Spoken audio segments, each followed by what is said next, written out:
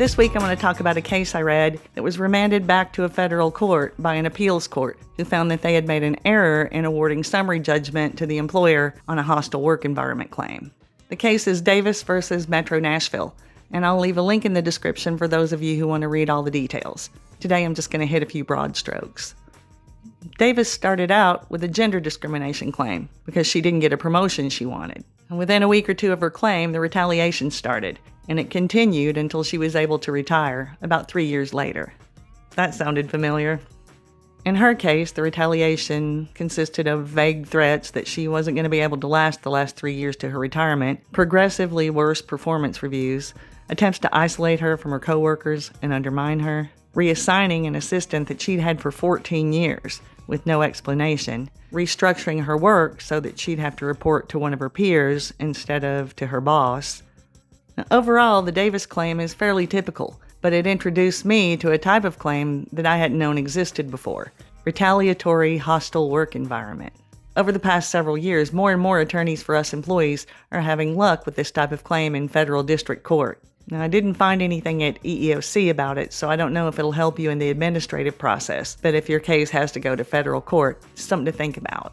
According to the sources I found, most federal circuits do recognize it as a valid claim. So today I want to talk about what retaliatory hostile work environment is, and I also want to talk about some of the basic concepts and case law that underpin these types of cases.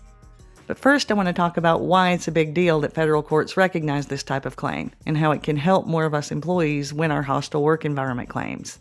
Before retaliatory hostile work environment became a thing, in order to prove a hostile workplace claim, we employees had to show that our work environment was permeated with discriminatory intimidation, ridicule, and insult that was sufficiently severe or pervasive to alter the terms and conditions of our employment and create an abusive working environment. Permeated by severe abuse is a high standard and a hard thing to prove. Proving a retaliatory hostile work environment can be a lot easier. And if you guys want to get a better understanding of how, I've left links to some of the cases that I read in the description. Davis led me to a lot of other cases. If you're dealing with what feels like a hostile work environment with a lot of ongoing retaliation, I recommend that you read some of these cases to see if this might be something that could help you. According to these cases, a retaliatory hostile work environment happens when our protected activity triggers a string of retaliatory acts by our employer, and all those actions taken together create a work environment that would discourage a reasonable person from speaking out about discrimination. If we complain and our employer fires us right away, boom, that's straight up retaliation. But if we complain and our employer doesn't fire us and instead sets about turning our work environment into our own personal hell, that's a retaliatory hostile workplace. So what do we have to prove for this type of claim? Of course, the first thing we have to show is that we participated in a protected activity, and the best way of doing that is to make sure that we document every complaint we make. And then we have to show that we suffered a pattern of ongoing acts of discrimination that, taken all together, would discourage a reasonable person from speaking out about the discrimination. Unlike a regular retaliation claim, we don't necessarily have to show that every retaliatory act our employer engaged in would discourage a reasonable person.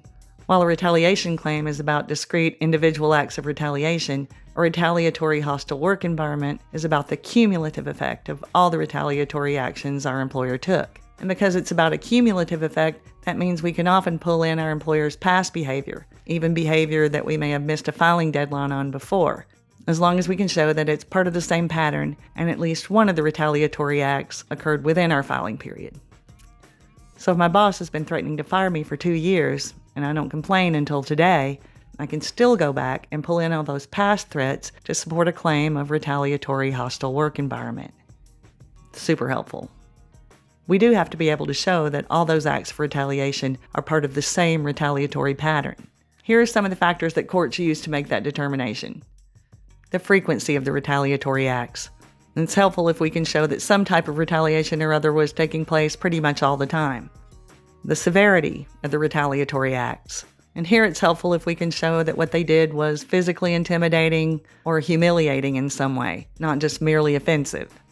Whether specific retaliatory behaviors were repeated, like if they gave us a demeaning nickname and called us by that every day, or if they told the same joke over and over again at our expense.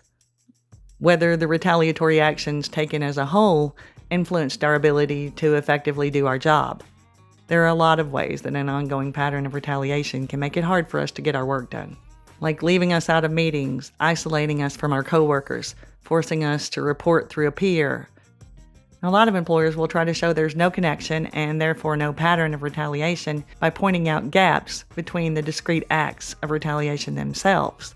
But a gap doesn't necessarily mean there's no connection. In court, all we have to be able to show is that a reasonable person in our situation would believe the two acts are connected. So what kinds of things might convince a reasonable person of a connection? If it's the same person retaliating all the time, if it's someone subordinate to them, or if the people are different and the retaliatory acts themselves are very similar. Like maybe they're all using the same derogatory nickname, or making the same jokes at our expense. Those are the kinds of things that imply a connection. And of course, we still have to prove that each of the retaliatory acts that we're alleging as part of this pattern actually happened. And at the end of this video, I'll link to another video I made about the types of evidence that we can use to do that. I hope what I've shared today will help somebody who's out there in this situation where you're having to deal with ongoing retaliation. If enough of us can win our claims for retaliatory hostile workplace, maybe employers will get the message and stop retaliating altogether. Wouldn't that be nice? I'll see you guys in the next one. Till then, take care and hang in. Fight smart.